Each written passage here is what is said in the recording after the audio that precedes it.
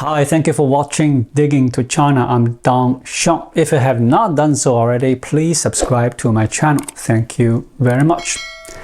Today, I'd like to discuss a recent and widely talked about news event on Chinese social media.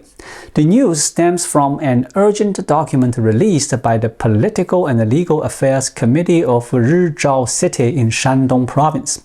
This document has sparked widespread discussions, capturing the attention of netizens not only in Shandong Province but also throughout China.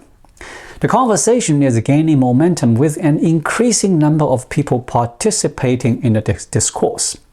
First, let's delve into the contents of the document issued by the Political and Legal Affairs Committee of Rizhao City, Shandong Province. The primary title of this document is Notification on Thoroughly Investigating and Resolving Contradictions and Disputes Concentrated at the End of the Year and the Beginning of the Year, accompanied by a supplementary notice regarding improving the reporting of investigation and the resolution of contradictions and disputes. This document mandates that the judicial institutions at various levels concentrate on identifying potential risks that could trigger individual extreme incidents. To guide grassroots initiatives in the investigation, the authorities have identified specific target groups for scrutiny. These encompass individuals involved in real estate healthcare disputes, labor management conflicts, marital and neighborhood disputes, those with personality disorders, legal matters, failed investments, job loss, job dissatisfaction, emotional distress, strained relationships, psychological imbalances, mental health issues, youth lacking supervision, those prone to violence, and individuals making public threats of retaliation. The directive emphasizes a thorough and comprehensive investigation, mandating full-scale reporting to prevent any omissions, concealment, or selective reporting. All pertinent details should be recorded in the conflict resolution database. Noting the movements of these individuals and evaluating the manageability of their situations. The contents of this document have triggered widespread discussions on Chinese social media, mainly because there is considerable controversy surrounding its details. Furthermore, it is evident that similar investigations are being conducted not only in Rizhao City but also in various other regions. This suggests that it might be more than just a local effort. It could be an enhanced iteration of the Feng Chao experience that President Xi Jinping aims to implement, a more precise and manageable model of governance. Here are my takeaways. First, considering the 16 categories of individuals outlined for this risk assessment, it appears that virtually everyone could become a subject of investigation. There's seemingly no way to avoid it. Upon closer examination, even if you don't exhibit paranoid traits, have you ever faced investment failures? With around 200 million stock investors in China, it's not uncommon for people to incur losses. If you experience setbacks in investments, you might find yourself on a blacklist. Life dissatisfaction is a universal experience. Everyone encounters challenging moments. If you undergo setbacks in life, you might also end up on a blacklist. Emotional distress is prevalent, especially among the younger population. Discord in relationships, nearly every family experiences some ups and downs. Relational issues could result in being blacklisted.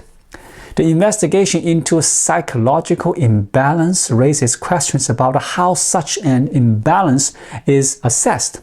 When Xi Jinping mentions an inclination to constantly compare oneself to others and aspire to be superior, does this qualify as a psychological imbalance? Should Xi Jinping himself be subject to the blacklist due to such attitudes? It seems even he cannot avoid scrutiny. The inclusion of mental disorders and the lack of supervision in the young in the reporting category suggests that even children not strictly supervised might be reported. Can anyone guarantee that a child won't occasionally misbehave? Furthermore, disputes involving real estate, given the prevalence of unfinished construction projects, may unfairly target victims. Individuals facing real estate disputes find themselves on the blacklist and subjected to surveillance.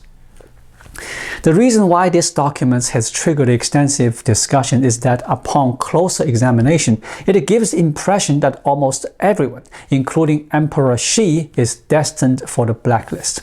This creates a sense of alarm as people who were initially enjoying the Chinese New Year festivities suddenly find themselves becoming subjects of surveillance upon reading the news of visiting websites. Therefore, the reach of this crackdown is widening, along with an increase in control. Based on these 16 criteria, it's conceivable that over 80% of the population could find themselves on the blacklist. Can they handle this effectively? Can they effectively control and supervise such a large number of individuals? This seems more like an unlawful surveillance measure imposed by a few on the majority. Releasing such a notice during the Chinese New Year conveys a highly discordant message. Secondly, given the categorization that deems the majority of the population as unreliable and in need of supervision, the 16 specified categories appear to encompass a wide range of people. This reflects a sort of passive governance in Xi Jinping's management approach towards society. Whether it's humanistic or scientific management, it seems that he is not investing much effort or enthusiasm into it. However, when it comes to control, he is notably proactive, employing various measures like surveillance cameras, grid management, and facial recognition. The emphasis is on active control measures, while management initiative seems both lacking and unwilling to exert more efforts. In recent years, there is a widespread perception that China is increasingly resembling a police state. In such a scenario, every citizen is viewed with suspicion, and ordinary people are treated as potential criminals. Unfortunately, there appears to be little emphasis on providing effective and normal management services for society. This reflects a facet of Xi Jinping's governance approach, portraying the people as adversaries and subjecting them to extensive surveillance. Some Chinese netizens have commented on this document, stating that Xi Jinping seems more focused on controlling than resolution, avoiding conflict resolution and opting for extreme measures to intensify tensions, putting everyone on a blacklist.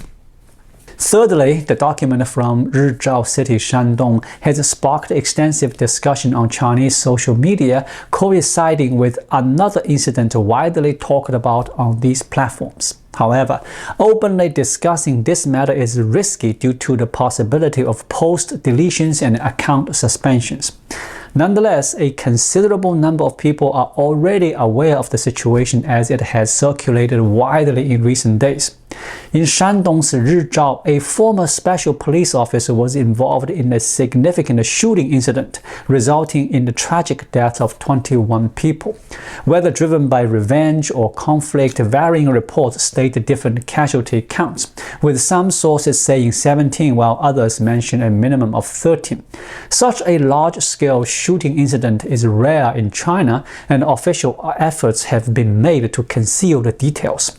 Despite these attempts, Chinese netizens known for their adept use of coded language have effectively disseminated information about the incident on the internet. Therefore, the discussions among netizens today regarding the document from Rizhao Shandong often involve veiled expressions. The notion is that the need for widespread surveillance arises due to a loss of control caused by a major shooting incident, an occurrence unprecedented in that region. The introduction of a document for societal monitoring is seen as an attempt to cover up this event. Some netizens are urging the authorities in Rizhao to be more transparent rather than resorting to intimidation tactics. They recommend openly addressing the details of the widely discussed and concerning incident, as the extent of potential repercussion remains unknown. This significant incident has further fueled the discussion and the dissatisfaction surrounding the document, creating a unique and complex situation. Fourthly, in Xi Jinping's governance and political strategy, his method for societal control and the enforcement of his authoritarian rule appears to have taken a shortcut, and that shortcut is characterized by high-pressure tactics. Initially, when he assumed office, he even made visits to local eateries, sharing meals with ordinary people. During that period, he declared policies emphasizing the avoidance of road closure and discouraging officials from mobilizing large groups when going out. However, the current scenario paints a different picture. Xi Jinping no longer shares meals with ordinary citizens, and the road closures are not only commonplace but often accompanied by missile protection along the route. Why has he strayed from his initial principles? Why has he become so authoritarian? It appears that Xi Jinping has found certain shortcuts. What exactly? He seems to believe that there is no need for compromise or diplomacy with the people. Strict governance and forceful measures are sufficient. Particularly in his administration in Xinjiang, Xi Jinping believes he has gained an upper hand and effectively subdued the population. Previously, attempts were made to promote ethnic unity and provide assistance, but these approaches did not yield the desired results in Xinjiang.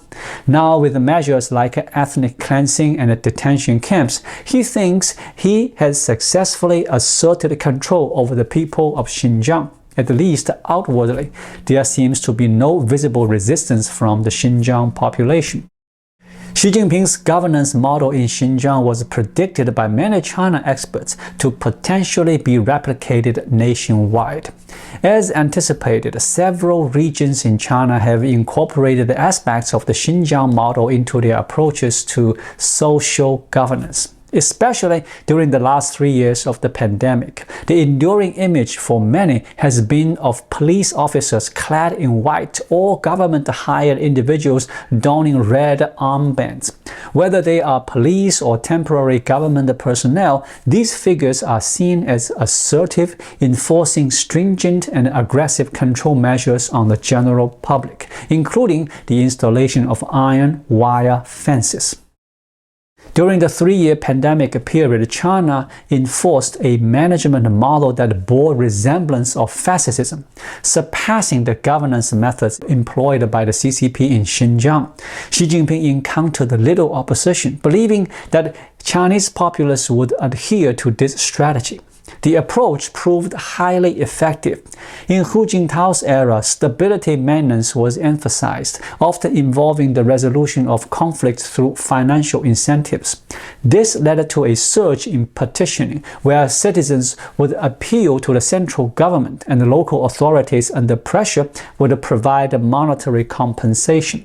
This indirectly encouraged individuals to pursue personal interests through petitioning and reflected the government's desire to pacify tensions. In contrast, Xi Jinping has adopted a more direct and cost-effective approach.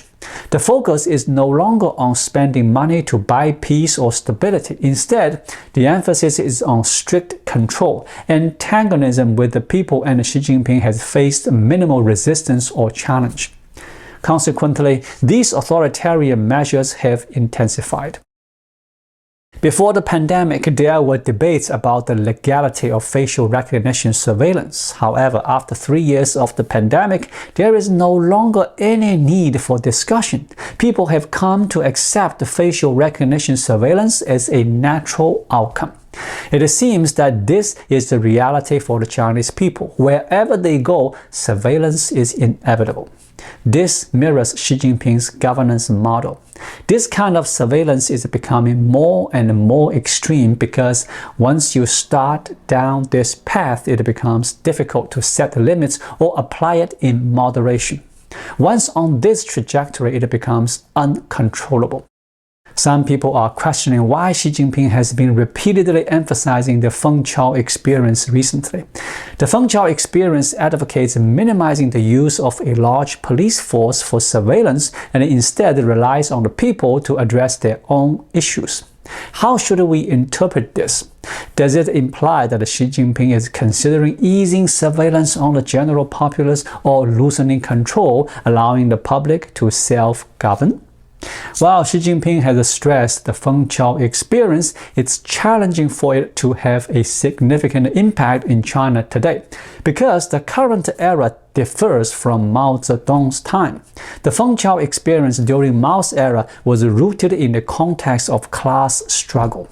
It had a guiding principle based on the concept of class struggle. Furthermore, the Feng Chao experience had a central focus to uphold Mao Zedong's authority and leadership.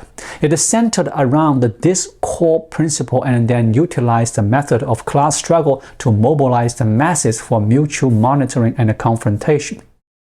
Today, Xi Jinping seeks to promote the Feng Chao experience, advocating for grassroots-level self-monitoring and conflict resolution among the masses. Why does this face challenges? There are two primary reasons. Firstly, the majority of today's Chinese citizens, except for a few extreme nationalists, generally do not feel compelled to seek constant approval from Xi Jinping throughout the day. Xi Jinping lacks the authoritative presence that Mao Zedong once had. Secondly, the contemporary Chinese populace is not universally engaged in class struggle, unlike Mao's era where participation in class struggle was mandatory for everyone. Today's suggestion of implementing the Feng Chao experience is met with widespread disinterest. People find it irrelevant to their lives, and very few are willing to dedicate time to monitoring and reporting. While there may be a few individuals engaging in such activities out of boredom, it pales in comparison to the fervor during Mao's time when people risked their lives to participate in revolutionary activities, express loyalty to the party, and even report on friends and family to demonstrate their commitment. The current era lacks that fervent atmosphere, making the successful implementation of the Feng Chao experience challenging. Xi Jinping relies predominantly on empowering the police for what he perceives as an effective governance strategy, implementing strict control and severe crackdowns on the people. The recent document from Rizhao Shandong has not only brought significant shock and prompted deep reflection, but it also underscores that it's not limited to Rizhao or the specified 16 categories of individuals. In reality, every individual is gradually becoming a subject of Xi Jinping's surveillance and control in this increasingly restrictive environment. A sad fact, indeed. Thank you for watching. Please leave a comment and subscribe to my channel. Just click the subscribe button right here. I'll see you again shortly. Until then, be well.